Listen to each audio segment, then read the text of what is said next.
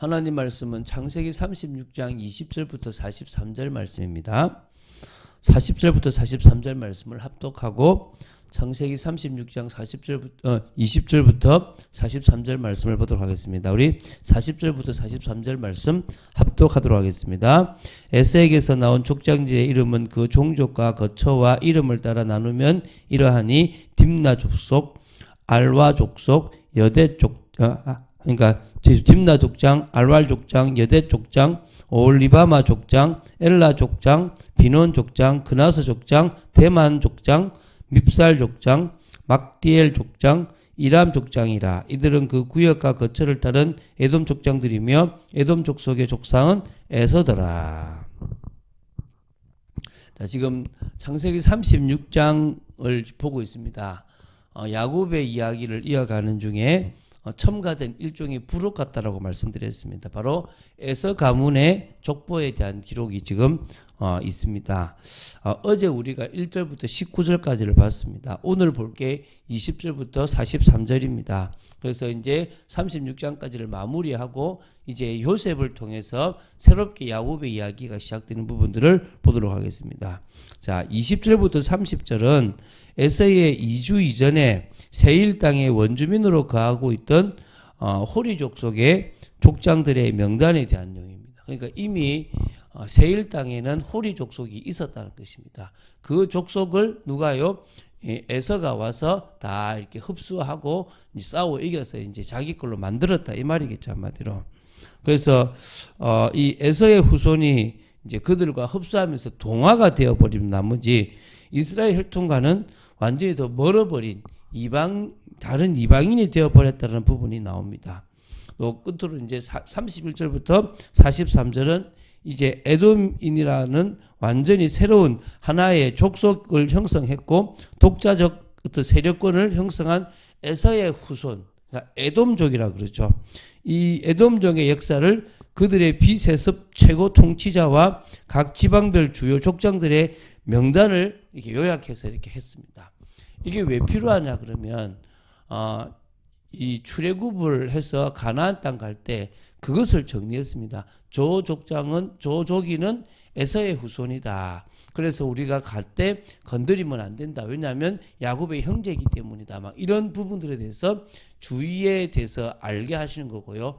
또 더 나아가서 이 후손들이 계속적으로 누구를 괴롭히냐 그러면 이스라엘을 좀 괴롭히는 부분들이 좀 몇 개 있습니다. 그래서 그런 부분에 대해서도 이제 기록을 해놓으면 이게 지금 에서와 야곱의 그 갈등이 계속적으로 이어져 오는구나 이런 부분들도 보여주기 위함이라고 보시면 됩니다. 그래서 이 지금 여러 가지 우리가 봐야 될 것들이 있다는 것들을 기억하시면 좋겠습니다. 그래서 이제 교회도 한 나라 한 지역에 오래 있다 보면 이제 변질됩니다. 그래서 이제 그 순수한 본질을 놓칠 수가 있거든요. 교회나 그 어떤 성도도 세상 속에 있더라도 세상에 동화되지도 말고 세상에 흡수되지도 말고 오히려 그곳에 영향을 미치며 더 순수하게 복음의 비밀을 누려가야 될 줄로 믿습니다. 우리는 진리를 지키고 하나님 나라를 이루며 언약을 성취해 나가는 그런 참 교회의 비밀을 누려가야 될 줄로 믿습니다. 우리 짧게 간단하게 보도록 하겠습니다. 먼저 20절 21절에서 호리 족속이 먼저 세일에 있었다는 거거든요. 호리는 동굴에 거하는 자라는 그런 의미입니다. 그래서 에돔에 가보면 동굴이 많아요. 여러분 거기에 가보면은 그분들이 여기 보면 인디아나 존스에 나오는 유명한 그런 어떤 유적지도 있지 않습니까? 그렇죠? 그래서 사암이나 석회암 동굴에 살았기 때문에 이런 홀이라는 이름을 썼다라고 보시면 됩니다. 이들은 BC 2000년경에 고대 메소포타미아로부터 이주해 온 족속으로 세일에 정착을 했다라고 보시면 되고요. 일부는 시리아와 팔레스타인 남부로 이주한 것으로 추정이 됩니다. 그게 이제 세일족인데요.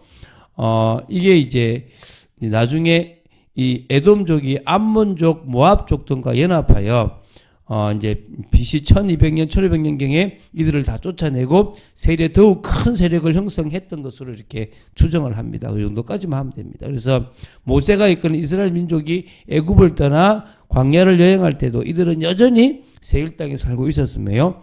출애굽하는 이스라엘 백성들에게 위협적인 그런 존재였다라고 보시면 됩니다. 그래서 이 36장을 통해서 그들이 언약의 백성이 아님을 밝히고 이들을 두려워하지 않아도 된다는 부분들, 또 그러면서도 에돔과 이 호리족 속에 그 속에 뭐가 있다는 것들을 알려주려고 했다고 보시면 됩니다. 우리 22절부터 28절을 보겠습니다. 뭐 중요하지는 않고 21명의 족장의 조상이 누군지를 보고 있습니다. 여기 보면 뭐 중요한 걸 보면 되는데요.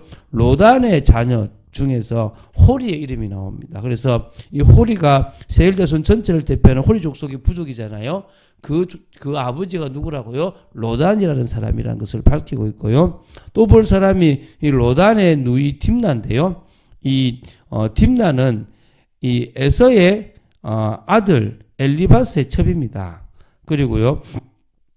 거기서 누가 나옵니까? 아말렉을 낳았습니다. 그래서 이 로단의 누이 딥나라는 이름이 나온다라고 보시면 됩니다. 그 외에는 뭐 넘어가셔도 될 것 같습니다. 자, 29절부터 30절입니다. 이 호리족 속의 7족장은 20절, 21절에 나오는 세일의 아들들 명단과 동일합니다. 그래서 에서의 후손인 에돔 족속과 긴밀한 관계를 가졌을 뿐만 아니라 출애굽한 이스라엘 백성에게도 잘 알려진 족속이므로 다시 한번 정리해 놓았다라고 보시면 됩니다. 뭐 무슨 말인지 잘 모르겠죠. 몰라도 돼요. 근데 이제 있으니까 지금 대강 얘기합니다. 저도 이거 연구하면서요. 이런 것도 봐야 되나 싶은데 성경에 있으니까 한 번은 다루고 넘어가야 되겠다 싶었습니다. 자, 31절부터 43절까지를 다 몰아서 보겠습니다. 에서의 후손으로서요. 에돔 땅에서 왕이 된 이게 그 자 8명과 각 지방의 족장이 된 11명의 명단이 이렇게 쭉 나옵니다. 이게 보면은 쭉 나오게 되거든요. 그래서 세일 땅으로 이주한 에서와 그 후손들이 그 땅을 완전히 점령하고 그 땅의 원주민인 그러니까 호리 족속을 흡수 통합시켜 강력한 에돔 왕국을 건설했을 때 요 모습이 요거다라는 것입니다. 그래서 하나님께서 아브라함과 야곱에게 왕을 주시겠다고 약속이 성취되기 전에 이미 에돔에는 왕의 통치가 시작되었다라는 것을 의미하는 거고요. 에돔이 이스라엘보다 훨씬 먼저 왕정 제도를 수립했다는 것은 이 세상에서는 하나님께 속한 자보다 이 세상에 속한 자가 훨씬 빛나고 찬란한 문화를 이룩할 수 있다는 것입니다. 지금도 가만히 보면요. 믿는 자들은 가난하고 어려움을 많이 당해요. 오히려 불신자들이 물질을 가지고 있고 권력을 가지고 있고 많은 것들을 가지고 있습니다. 그렇게 하시면 되겠습니다. 또 그리고 자 우리 32절부터 39절에 나와 있는 8왕은요. 공통점이 있는데 모두 자식에게 왕위를 계승하지 않았다는 것입니다. 당시 에돔족의 왕은 혈통에 따라 계승되는 것이 아니라 힘이 있는 자가 왕권을 가졌다는 것입니다. 그러니까 세습제가 아니었다는 것입니다. 그리고 32절에서 나오는 에돔 왕국의 도성인 그러니까 딘하바는 숨는 곳, 요충지라는 뜻인데요. 벨라가 얼마나 이게 호전적인 인물이었는지를 잘 보여주는, 그래서 이제 이 요충지 이런 의미가 있습니다. 그래서 그러니까 적의 공격을 막기 위해서 그 성을 쌓고 그 이름을 딘하바라고 지었다라고 보시면 됩니다. 자, 그리고 이제 40절부터 43절에 나오는 거 보면요. 이게 15절부터 19절에 나오는 그 족장의 명단과 같다라고 보시면 됩니다. 그래서 뭐 특별하게 볼 건 없고요. 그 구역과 거처를 따른 에돔 족장이라는 43절의 표현에 따르면 그들은 자기 족속을 다스릴 뿐만 아니라 왕의 자문관들로 활동했다라고 이렇게 추정하기도 한답니다. 자, 이제 마무리 지었습니다.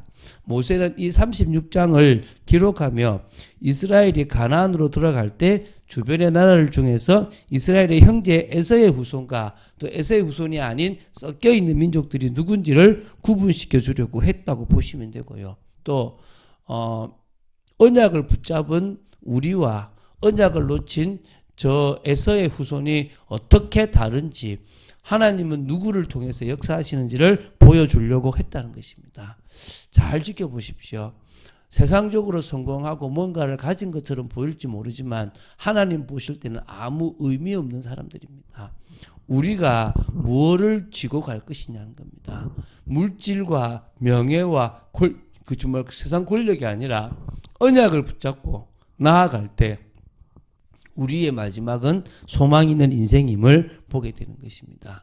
그래서 우리는 교회라는 축복 속에서 살아갑니다. 주님을 머리로 하고 전 성도가 같이 교제하며 나누며 은혜를 받아갑니다.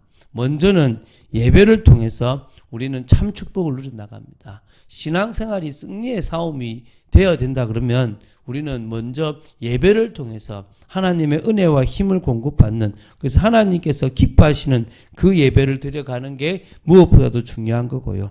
그래서 교회는 연합입니다. 나와 맞지 않는 사람끼리 연합하는 것.